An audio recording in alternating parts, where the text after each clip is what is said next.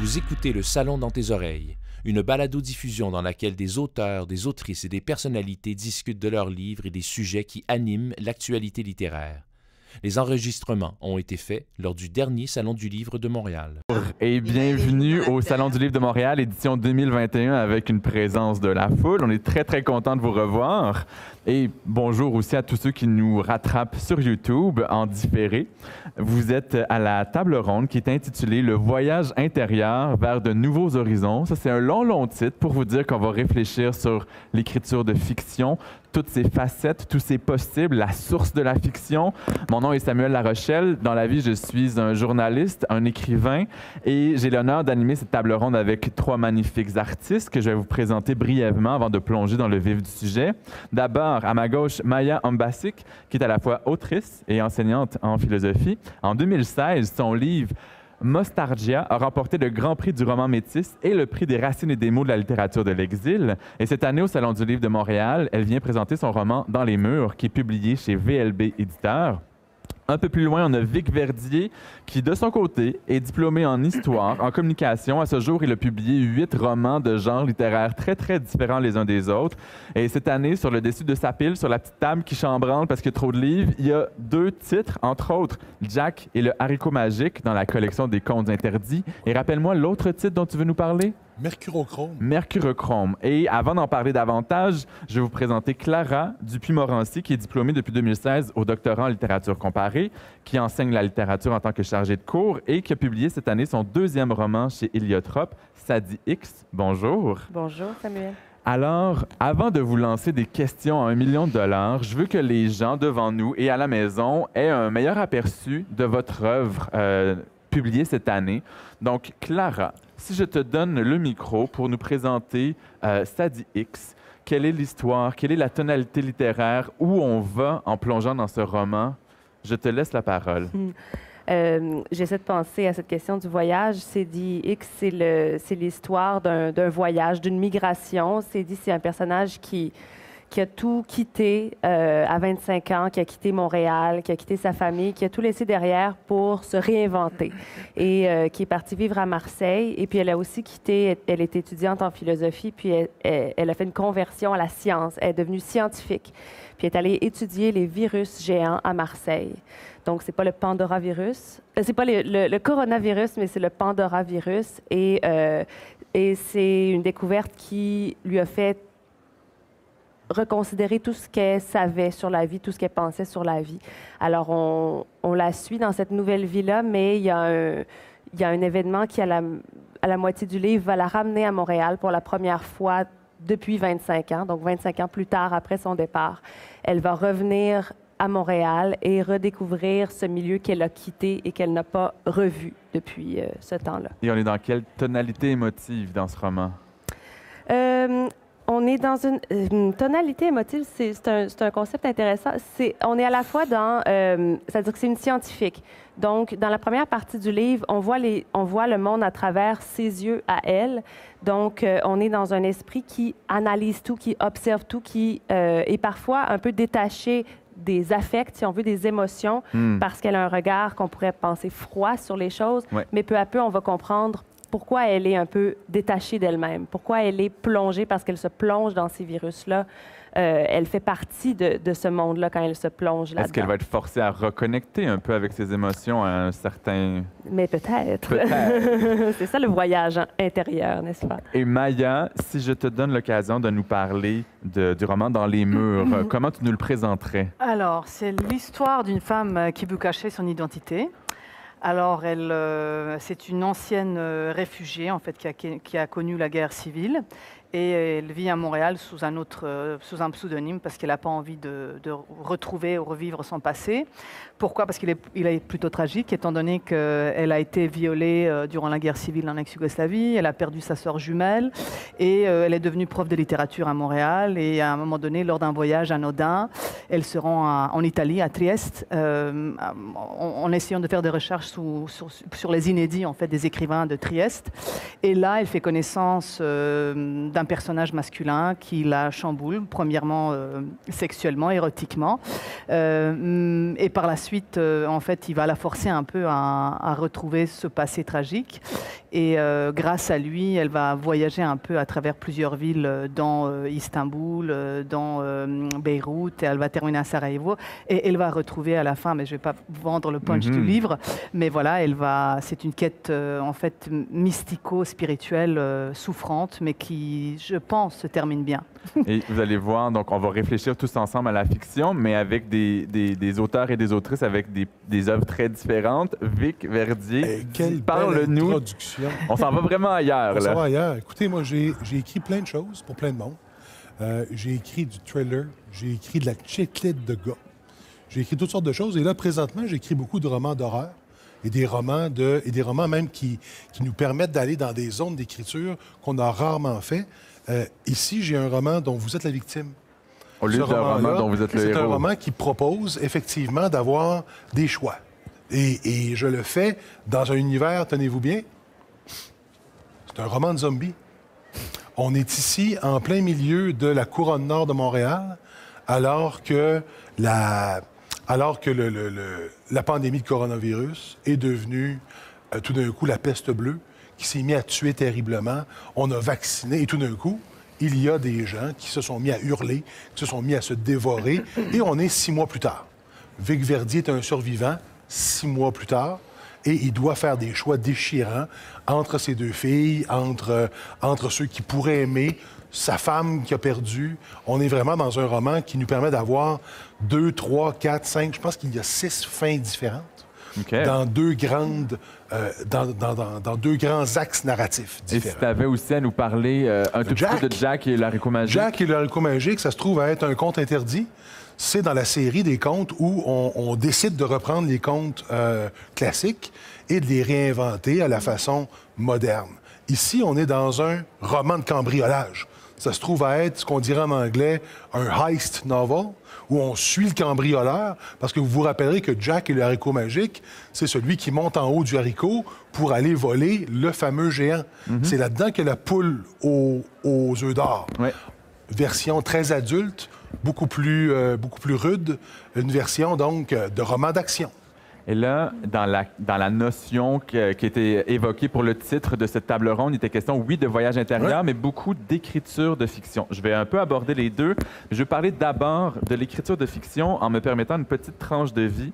Quand j'étais en 5e secondaire, à 16 ans, mon prof de français me demande comme premier travail de français d'inventer le journal intime d'un personnage fictif. On nous demande à tous et toutes 250 mots et j'en ai fait 1300.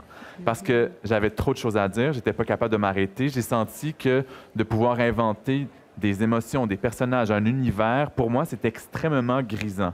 Donc, j'ai envie de savoir, est-ce que vous vous rappelez dans votre vie du déclic que vous avez senti à quel point l'écriture de fiction vous galvanisait à l'intérieur? Est-ce que vous vous souvenez de ce moment-là? Oui. Vic? Je m'en rappelle parce que j'ai longtemps pas voulu écrire. Je me suis longtemps dit que je ferais pas ça. Mon père disait, je lui porte un foulard ici parce que il disait, toi, t'es un foulard. Il voulait dire, t'as quelque chose d'artistique. Tu sais pas compter. Bon. Fait que je mets mon foulard d'artiste et d'auteur pour venir vous voir. Je suis pas cartésien.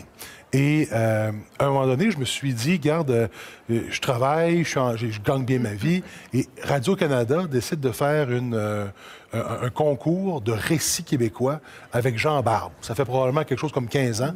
Et je soumets une affaire qui s'appelait « Con comme un chasseur ». Et ça se trouvait à être une espèce de variation sur une histoire que j'avais racontée plein de fois et puis que j'ai mis cette fois-ci en mots en me disant « Est-ce que je suis capable de faire ça? » Mais ça, c'est le proto-Vic Verdier dans ce que j'ai appelé la chiclette de gars. Ouais. C'est ça qui m'a amené à publier chez XYZ le premier roman. Et je me suis rendu compte à ce moment-là que de se raconter juste à côté de soi, c'était formidable. Puis depuis ce temps-là, Vic Verdier, c'est mon nom d'auteur, c'est aussi le nom de mes personnages. À l'intérieur des romans, il y a des Vic Verdier. Mais j'entends que ton père peut-être voyait péjorativement le monde des artistes? Je pense qu'il aurait voulu, lui, avoir ce genre de talent-là. Son père, à lui, avait ça. D'ailleurs, mon grand-père a publié de la musique sous le nom de Vic Verdier. Mais dirais-tu Alors, que tu as longtemps eu ton envie d'écrire et quand tu as vu le concours, tu t'es assis, tu as essayé pour la première fois? Quand j'ai été... je l'ai fait. Puis deuxièmement, quand on a choisi le texte pour faire partie de l'anthologie, tout d'un coup, je me suis dit, peut-être que je peux écrire pour vrai. Peut-être que je peux pas juste gagner ma vie à écrire comme communicateur. C'est ce que je faisais à l'époque. Et que je peux aussi faire de la fiction. Et ça m'a complètement réaligné. Puis depuis ce temps-là, j'ai publié une dizaine d'œuvres. Clara, est-ce qu'on remonte à l'enfance, à l'adolescence ou aux premières années de la vie d'adulte où tu as eu le point de bascule vers l'écriture de fiction? Et je ne sais pas si je l'ai encore eu, dans le sens où c'est drôle, Vic, ce que tu racontes sur le moi juste à côté de nous. C'est-à-dire que pour moi, j'ai encore du mal à différencier la fiction de juste l'écriture. Ouais. C'est-à-dire que j'ai toujours écrit à partir du moment où j'ai pu écrire. Là. J'ai toujours eu un journal intime où Puis quand je relis, j'ai gardé tous mes journaux intimes. Je suis fétichiste comme ça. Puis quand je relis ces journaux-là, des fois, j'ai commencé à faire ça ces dernières années pour essayer de comprendre l'enfant que j'avais été. Puis je me rends compte que j'étais déjà dans une fiction. C'est-à-dire que même quand on n'est pas dans une fiction à proprement parler, on est déjà dans une fiction. Ouais. Donc tu n'inventais pas une histoire, mais je m'inventais quand même des histoires. Oui, Ouais. puis je racontais, puis je m'inventais une histoire. C'est-à-dire qu'aujourd'hui, quand je relis ça, je me rends compte à quel point je m'inventais des histoires. Mais quand j'étais... c'est peut-être à... Donc, pour moi, il y a quelque chose de terrifiant dans la fiction aussi parce que c'est de se donner une liberté de faire... Il y a une liberté qui me terrifie là-dedans. D'écrire CDX, c'était très terrifiant parce que, pour moi, c'est beaucoup plus facile d'écrire le réel, mais après ça, de laisser le réel délirer, bien sûr. Ouais. Mais j'ai l'impression que de déjà être dans un rapport vraiment fictionnel au réel. C'est-à-dire que je pense pas que je crois au réel. Alors, j'ai l'impression qu'après ça, c'est beaucoup plus difficile de différencier. Mais si dans les journaux intimes, tu racontais une part de réel, mais peut-être que tu mettais en scène ou que tu écrivais autrement, est-ce que, quelques années plus tard, tu as essayé volontairement d'inventer une histoire qui ne parlait pas du tout de toi? Est-ce que tu me dis que tu es terrifiée? Bien, j'ai inventé une histoire, mais qui parlait de moi. C'est-à-dire que j'ai inventé une autre version de la réalité. Je pense que c'est ça aussi, la fiction, c'est d'inventer, je veux dire... Ouais. Vic, vous êtes inventé, vous avez inventé une façon d'être ce personnage extra-familial aussi, là. Mais en même temps, à partir du moment où j'ai exorcisé ça dans les premiers romans, maintenant, il reste des choses dans les romans que j'écris, mais manifestement, il n'y a pas grand-chose de moi à l'intérieur de ça. Ces histoires-là sont de la fiction. Il y a des ressorts narratifs là-dedans qui n'ont rien à voir avec le réel. Alors, moi, j'ai migré d'un à l'autre. Oui, bien, moi, j'ai de la misère à croire qu'il n'y a jamais de soi. C'est-à-dire, je pense que c'est toujours tout le temps. soi. Mais pour répondre à ta question comme une bonne élève, par exemple, j'étais en secondaire 4 ou 5 aussi et on devait faire un projet personnel tout le long de l'année. Donc, j'avais voulu écrire un roman. Donc, j'avais mis en scène mon groupe d'amis, mon noyau d'amis proches. Et cette amie qui était une des plus proches, avec qui j'étais presque une sœur, j'ai imaginé sa mort. Alors, je mettais en scène cette amie-là qui meurt et nous qui vivons et moi qui sombrais dans une souffrance que j'étais pas capable de vivre dans la vie, mais il y avait quelque chose qui essayait de se dire dans cette fiction-là quand même. Puis, à quoi t'as goûté quand t'as fait cet exercice-là? Est-ce que c'était encore terrifiant ou il y avait quelque chose qui palpitait à l'intérieur? Oui, bien sûr. Mais pour moi, c'est dans l'écriture, ça.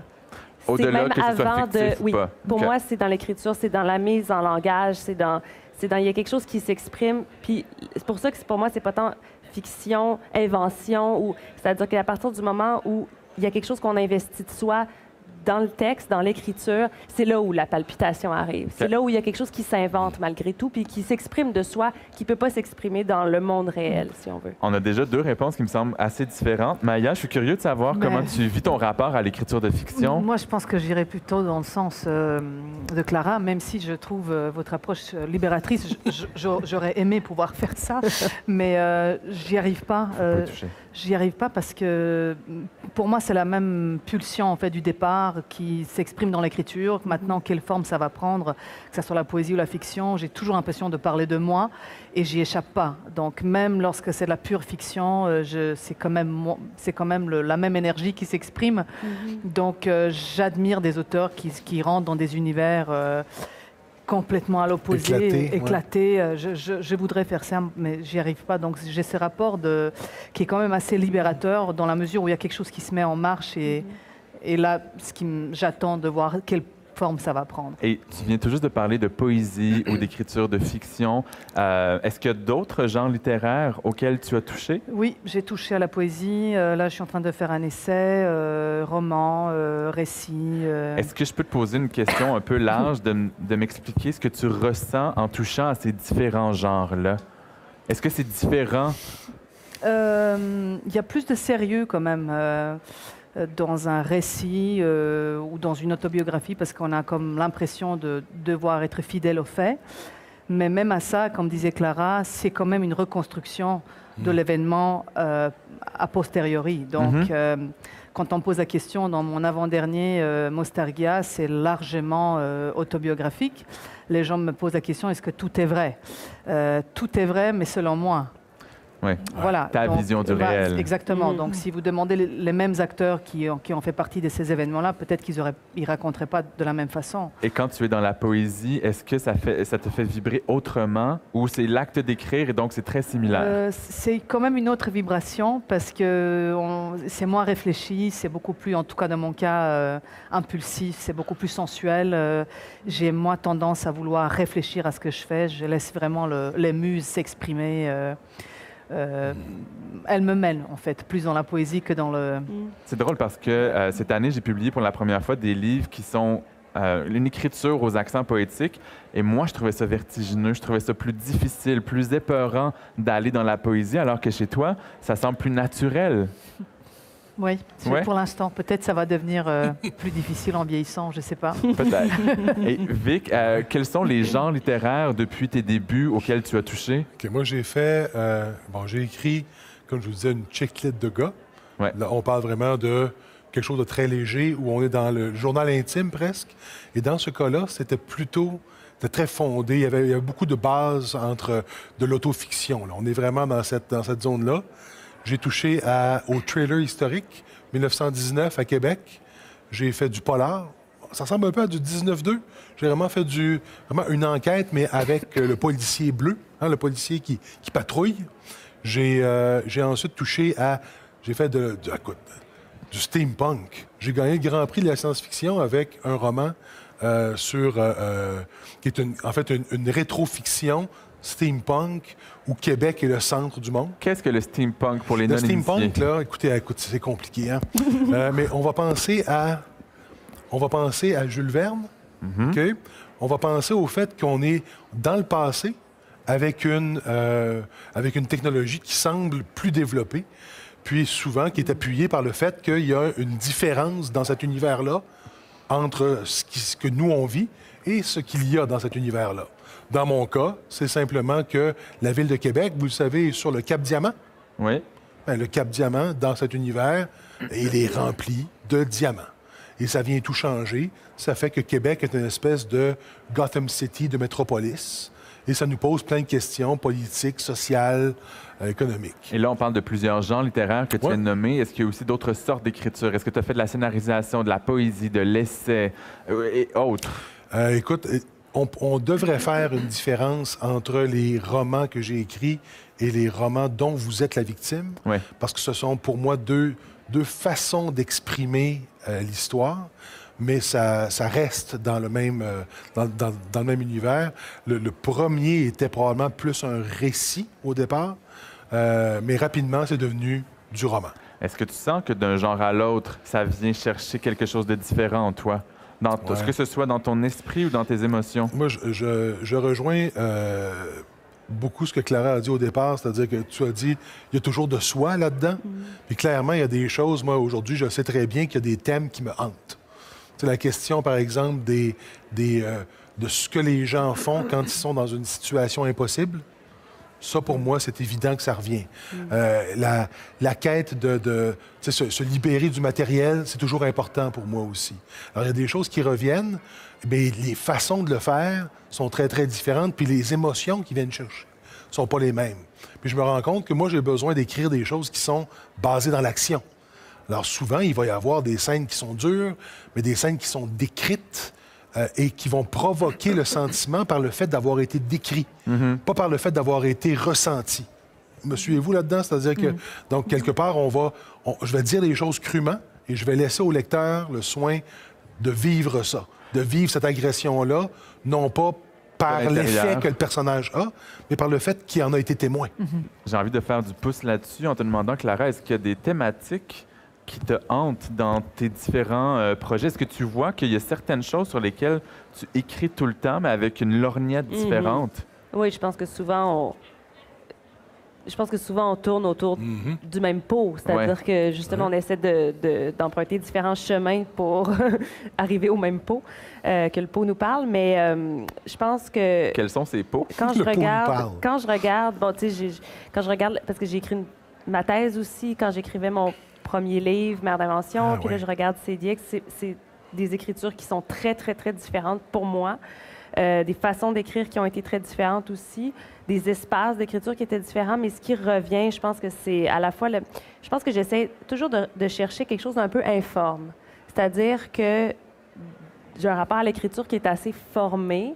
J'essaie de me défaire de la forme, mais j'arrive jamais. C'est-à-dire que parce que plus j'approche cette chose-là, peut-être un peu visqueuse, peut-être un peu indéfinissable, peut-être un peu collante, qui peut être plein de choses. Est-ce que c'est le désir? Est-ce que c'est la folie? Est-ce que c'est quand les choses glissent et qui sont plus classables?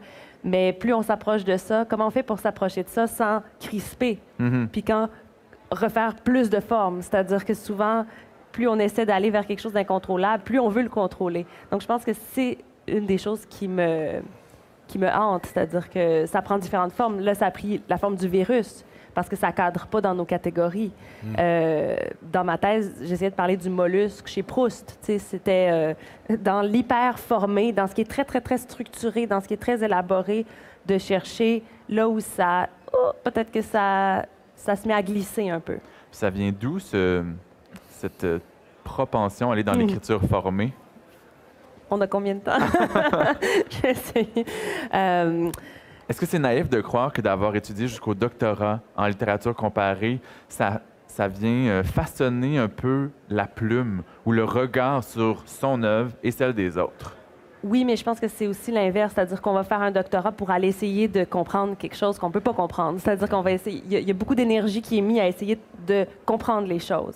C'est-à-dire qu'il y a beaucoup qui est investi dans l'intelligence. Ouais. Puis, je pense que c'est ça qui... Peut-être qui va être quelque chose de récurrent dans mon écriture, c'est d'essayer de comment est-ce qu'on peut laisser un peu se surprendre soi-même, c'est-à-dire se piéger pour défaire un peu l'intelligence.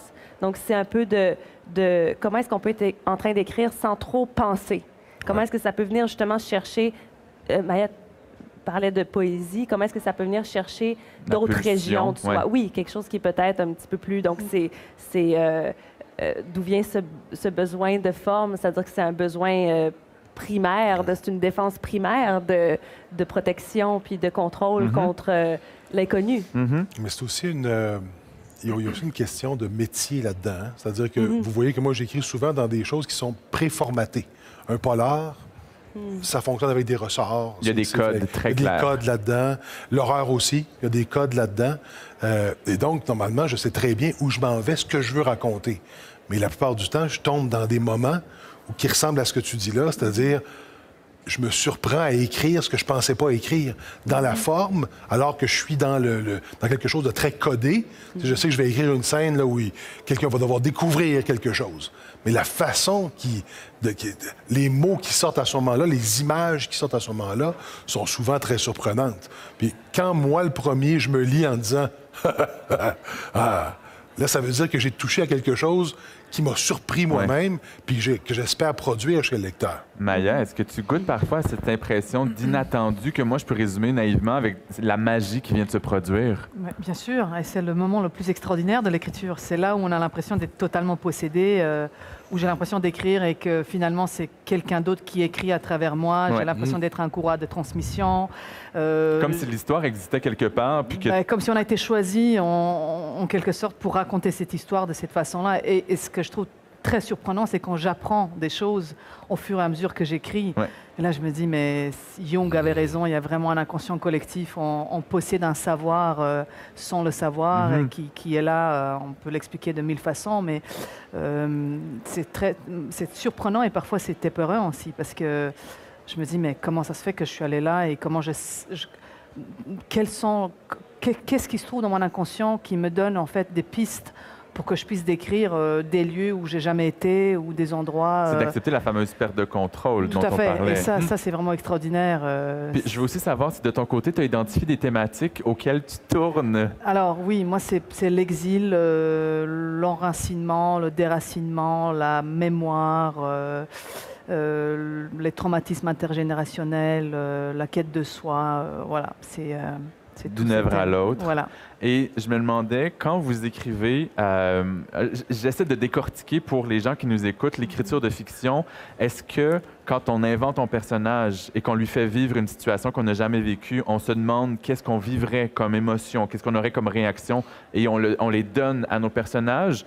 Ou c'est un travail qui ressemble plus à celui d'un acteur où on devient son personnage et on laisse monter les émotions? Ou peut-être même une troisième réponse, un troisième choix que je n'ai pas donné. C'est quoi votre démarche? J'ai l'impression qu'un personnage, ça devient comme un laboratoire. C'est-à-dire que ça devient vivant aussi, mais pas vivant comme une personne qui vivrait dans le monde. C'est-à-dire qu'après ça, c'est ce qui m'est personnel, puis c'est ce que j'observe aussi chez les écrivaines et écrivains qui m'intéressent. C'est-à-dire que les personnages deviennent plus que des êtres humains, plus que des personnes. Surtout de romans. Bon, il y a le personnage de théâtre, c'est autre chose, mais personnages de romans de fiction, ça devient comme une espèce de condensé de tellement de détails que ça devient une espèce de laboratoire où, en mettant certaines choses ensemble, en lui faisant traverser différents milieux, situations, ça prend vie, puis on observe aussi. C'est-à-dire que en tout cas, moi, c'est comme ça que je travaille. C'est-à-dire qu'il y a quelque chose qui est de l'ordre de... Parce que le personnage concentre plusieurs existences qu'on a croisées, même si c'est pas nous. Il y a certainement de nous aussi. Mais je pense qu'on essaie de comprendre aussi quelque chose de soi, quelque chose des autres, qu'on n'arrive pas à comprendre tout à fait. En explorant le personnage. Oui. Puis il y a quelque chose de l'ordre d'une performance aussi, je pense. La performance d'un acteur, c'est-à-dire qu'on essaie de le... Mais c'est une performance de langage. Donc, au lieu d'être une performance de danse ou de théâtre, justement, qui serait aussi dans une certaine chorégraphie, c'est une performance de comment ce personnage-là va se débattre dans le langage. Dans le langage ou dans une situation, dans une émotion. Moi, quand j'écris, je deviens, que ce soit un homme, une femme, quelqu'un de plus jeune, de plus vieux, quelqu'un de très, très différent de moi, je deviens ce personnage-là. Est-ce que c'est quelque chose que vous partagez ou pas du tout? Moi, c'est clair que oui. Dans les réponses que tu donnais au départ, le fait de s'imaginer dans ce personnage-là, de se projeter dans le personnage, moi, c'est évident que c'est ça que je fais. Clair. Tu sais, dans ce que tu disais aussi, il y a des affaires qui m'interpellent parce que, tu vois, moi, à l'inverse, je travaille beaucoup avec le dialogue. Alors, je suis très rarement dans la tête des personnages. J'essaie de m'assurer qu'on comprenne ce qu'ils pensent avec ce qu'ils disent. Ce qui fait aussi que mes dialogues sont sont pas empoulés du tout. Là. Comme tu disais tantôt, que tu veux décrire la situation et la réaction, mais pas dans l'intériorité.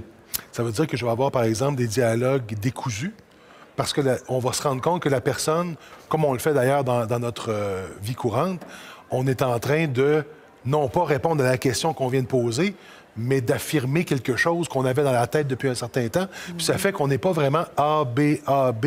Il se promène. Et là, on se rend donc compte que le personnage n'était pas dans la discussion. Il était pris dans une autre histoire qui se racontait. Alors ça, pour moi, j'essaie beaucoup de le faire par, justement, l'interaction, par le dialogue. Et puis ça se fait beaucoup en imaginant comment je le dirais ou comment ça se dirait par ce personnage-là. Maya, est-ce que tu imagines ce que tu vivrais pour le donner au personnage ou tu deviens un personnage et tu te détaches de toi? Mais ça dépend. Ça dépend de ce que je suis en train d'écrire. Hein. C'est vraiment, ça dépend de l'histoire. On dirait que c'est elle qui décide vraiment la façon dont le personnage va raconter l'histoire. Donc, je ne peux pas vraiment répondre. Les deux, je me reconnais. Tu vis un peu dans les deux. Exactement. Et là, je vous parlais de cette idée d'être un peu comme un acteur, de devenir son personnage. Et je veux faire un lien avec le théâtre. Quand on suit des cours, quand on fait des pièces, on peut découvrir quelles sont nos zones d'aisance. On peut réaliser qu'on a une grande facilité à aller vers la comédie ou qu'on a des blocages avec le drame ou avec certaines émotions. Est-ce qu'en écrivant la fiction, vous avez appris des choses sur vous-même en naviguant dans différents genres, avec différents personnages, différentes situations? Est-ce que ça vous a fait comprendre qu'il y a des émotions avec lesquelles vous êtes à l'aise ou pas du tout, des situations ou des contextes? Est-ce que vous avez appris sur vous? Je pense que ça dépend beaucoup de notre rapport à l'écriture. Moi, j'ai un rapport où j'essaie toujours d'aller au plus difficile. C'est-à-dire que c'est ça qui m'intéresse dans l'écriture, c'est pour me donner une expérience que je ne peux pas avoir dans la vie. C'est-à-dire que dans la vie, forcément, on va essayer d'aller là où c'est le plus confortable. Tu sais, dans cette chaise, par exemple, on va essayer de ne pas aller là où ça fait mal. Mais dans l'écriture, pour moi, c'est le seul endroit où, tout d'un coup, je crée un espace pour essayer d'aller là où ça va être le plus inconfortable. Et j'essaie de me méfier, justement, de ce qui me serait facile ou de ce qui me serait naturel ou de ce qui me serait plus aisé parce que je me dis, oh, il y a quelque chose là qui est trop complaisant. Donc, si c'est trop facile, si ça coule trop de source, il y a quelque chose qui peut... il y a des moments quand même qui coulent dans l'écriture. Mais si ça m'amène dans des espaces qui m'apprennent rien sur moi puis surtout, là où ça va m'intéresser le plus, ma boussole, là, si on veut, dans l'écriture, ça va être qu'est-ce qui peut m'apprendre ce que je ne veux pas savoir sur moi-même? C'est-à-dire que si ce que je ne veux pas savoir sur moi-même, c'est exactement là où je vais aller parce que c'est là où c'est la seule façon dont j'ai l'impression de pouvoir être intéressante pour les autres. C'est-à-dire que si je vais juste là où j'ai déjà aménagé tout, ben les lecteurs, il se passera pas... J'ai quand même un peu envie de mettre les lecteurs inconfortables. C'est-à-dire que c'est un peu ce que je recherche, mais peut-être. Si dans l'écriture, tu explores l'inconfort, dans des trucs, des zones que tu ne connais pas ou ce qui est plus difficile, est-ce que ça reflète ce que tu fais dans ta vie? Est-ce que tu préfères aller vers ce qui est plus complexe? Oui, puis je pense que même c'est un problème, c'est-à-dire que j'aspire à écrire des livres plus faciles à l'avenir. C'est-à-dire qu'à un moment donné aussi, c'est une question d'équilibre, c'est-à-dire qu'il y a aussi une question d'âge. J'ai 35 ans, donc je pense qu'il y a une période dans la vie où on essaie de construire quelque chose. On essaie de construire les limites d'un moi. Puis, à un moment donné aussi, arriver à 35 ans, quand on arrive entre 35 ans et 40 ans, je pense qu'il y a aussi une période pour Maya, vous parliez de Jung tantôt, c'est-à-dire c'est un autre rapport à l'ego, c'est-à-dire qui on est dans le monde, qu'est-ce qu'on veut croire de soi-même. Là, c'est peut-être de commencer à ramollir un peu puis de défaire un peu ces limites-là. Mais pour ramollir, il faut aussi ne pas être que dans la difficulté. Parce que des fois, c'est aussi un piège. D'être dans la difficulté, ça devient une facilité drôle, hein? aussi. Oui, ça devient ta routine. Oui, exactement. Et étrangement. Et sa réponse est pratiquement la même que je me durcis, je me laisse aller dans l'écriture. Ce va-et-vient-là est très présent chez toi. Oui, tout à fait. Maya, est-ce qu'il y a des trucs que tu as appris sur toi à travers la fiction, l'écriture de fiction? J'ai appris à prendre soin de mes lecteurs à travers... mais je m'explique là, c'est-à-dire que je me pose toujours la question, ce que moi, en tant que lectrice, j'aime. Ouais. Et donc, quand j'écris, je me dis toujours, mais il faudrait que j'écrive des choses que moi, je voudrais lire. Et il faut que ça me réussisse, en fait. Parce qu'il y a des choses que je déteste faire, et puis c'est une littérature, par exemple, descriptif, une œuvre fictionnelle qui va vraiment beaucoup dans les détails, qui décrit énormément. Ouais. On peut lire 10 pages sur la description d'une porte ou d'une maison. Voilà, c'est noble en soi, mais c'est pas pour moi. Et j'ai souvent tendance à être impatiente, et c'est pas d'emblée des œuvres que je cherche chez les autres, et c'est pas ce que j'écris non plus.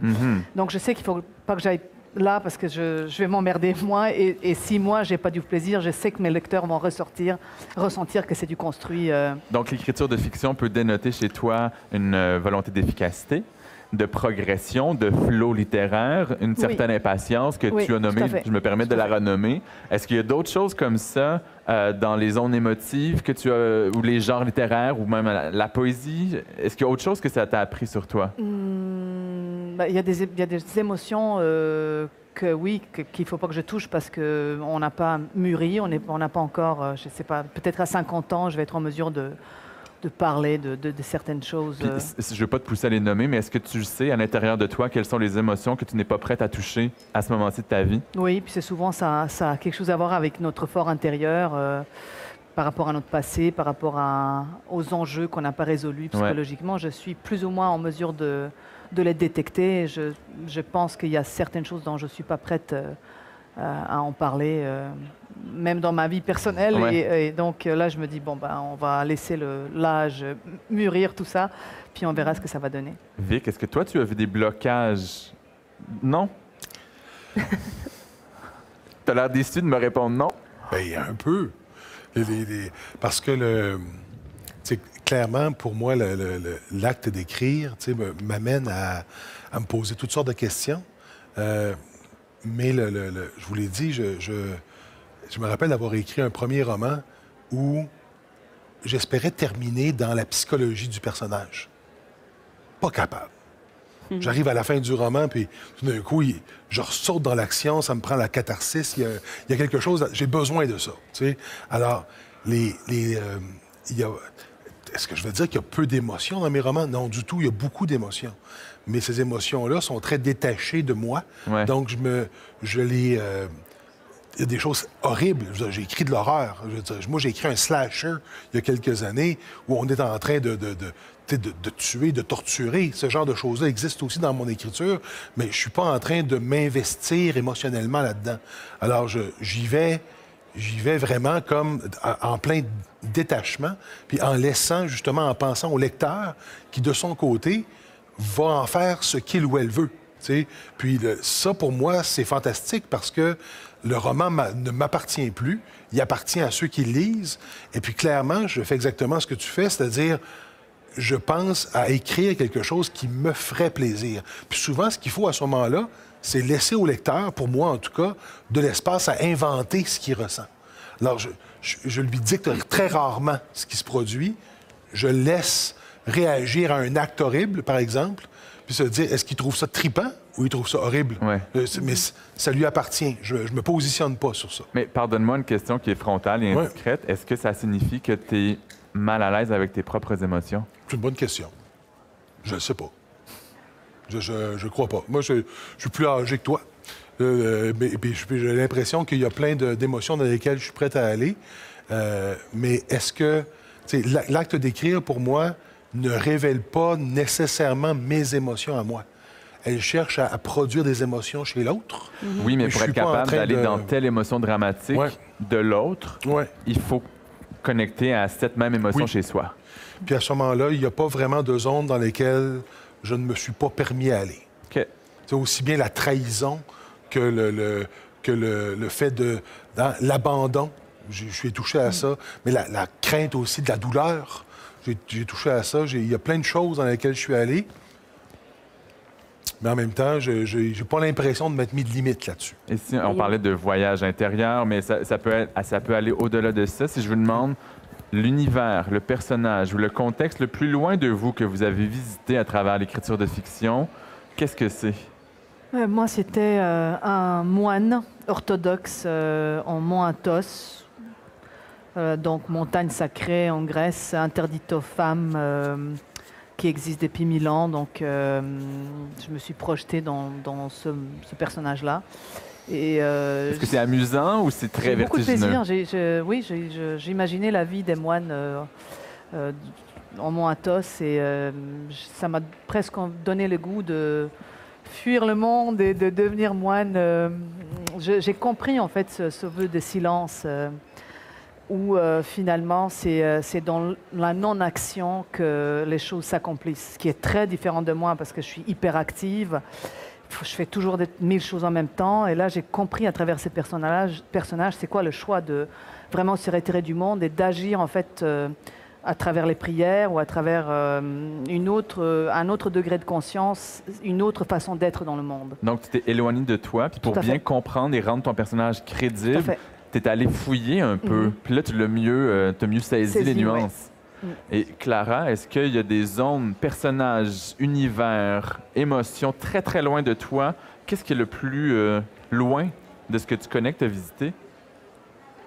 Je pense qu'une des choses qui était le plus loin, c'est dans un court texte que j'avais écrit qui s'appelle Verso me dit. C'était pour un recueil collectif. Puis, non, en fait, non.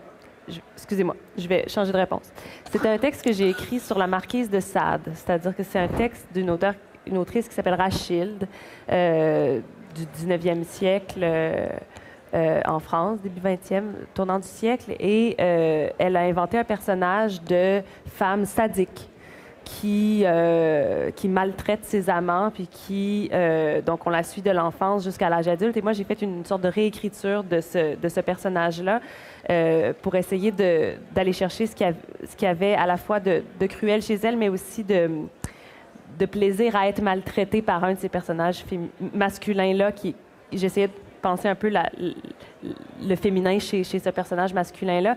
Et je pense que cette idée de femme sadique, c'est-à-dire que ce qui me fascinait chez elle, qui était très éloigné de moi, qui ne sait jamais assez me mettre en colère dans la vie, qui fait jamais de crise dans la vie, qui est pas assez sadique certainement, mais dans l'écriture, c'est autre chose. Et ça me fascinait d'écrire un personnage féminin qui avait eu besoin de la violence pour se construire comme personne, comme femme, comme personne. C'est-à-dire que dans son milieu où elle était tellement empêchée comme femme de devenir une personne, il n'y avait qu'à travers une espèce de forme de cruauté et de violence. Qu'elle pouvait s'épanouir. Qu'elle pouvait devenir quelqu'un, qu'elle pouvait vivre. Et puis oui, donc ça me fascinait beaucoup de penser cette espèce de forme de cruauté. Et j'ai envie de conclure avec une question qui est volontairement naïve et banale, mais je suis sûr que vos réponses vont être plus intéressantes que la question. Si je vous demandais de définir votre imagination avec un mot et de m'expliquer le choix de ce mot, qu'est-ce que ce serait? Elle est comment l'imagination de Clara? Mais je vais essayer de ne pas répondre à la question, c'est-à-dire que je me raidis au mot définir. J'ai beaucoup de mal avec l'idée de définir. Je vais citer Georges Didier Huberman dans un entretien il n'y a pas longtemps que j'ai écouté où il disait plutôt que de définir, j'aime infinir. Et je dirais que c'est peut-être la seule façon de te répondre, c'est-à-dire que je préfère infinir, c'est-à-dire ouvrir toujours d'autres. C'est-à-dire que j'ai l'impression que ma tête est faite de petites branchioles, de petites veines qui s'ouvrent toujours vers d'autres, de réseaux, de rhizomes. Et j'ai beaucoup de mal à fermer les tiroirs. J'ouvre des tiroirs. Mais donc, ton imagination est indéfinissable et incontraignable. C'est-à-dire que c'est-à-dire que c'est mon imagination. Après ça, il y a plein d'autres choses qui agissent contre elle. Ouais. Mais c'est comme ça que ma tête est faite, en tout cas. C'est comme ça que je pense. Maya, si je te demandais de qualifier ton imagination... On m'a jamais posé une question pareille. Deux mots me sont passés par la tête. Je dirais émanation. Pourquoi? Qu'est-ce qui émane en fait de mon imagination et je dirais même transcendance? Qu'est-ce qui me transcende en fait à partir de cette émanation et qui devient autre chose que juste ma petite personne de commun, de mortel? Qu'est-ce qui émane de, je sais pas, quelque chose qui va me survivre après, on espère. Et le mot de la fin avec deux mots également. Et si. Et si. C'est vraiment c'est à travers, c'est souvent en me posant cette question du et si que j'invente les différentes histoires que j'ai envie de raconter. C'est la plupart du temps et si le personnage, et si l'histoire. C'est ce qu'on appelle en anglais le what if. C'est vraiment ça. Mais j'avais raison de croire que vos réponses seraient intéressantes, même si ma question était banale. Donc, c'est tout pour la table ronde. Je vais simplement renommer vos noms et vos livres pour que les gens puissent aller vous voir dans le Salon du Livre ou ceux qui nous regardent à la maison, acheter vos livres, les louer, les découvrir. Alors, Maya Mbazik, le plus récent roman est Dans les murs chez VLB Éditeur. Vic Verdier, on peut parler de Jack et le haricot magique à la collection des Contes interdits. Et puis, Clara Dupuis-Morancy, Sadie X chez Héliotrope. Alors, à tous tous les trois. Je vous remercie pour cette discussion et bon salon du livre avec des gens. Merci. Merci, merci, merci. Merci, Samuel.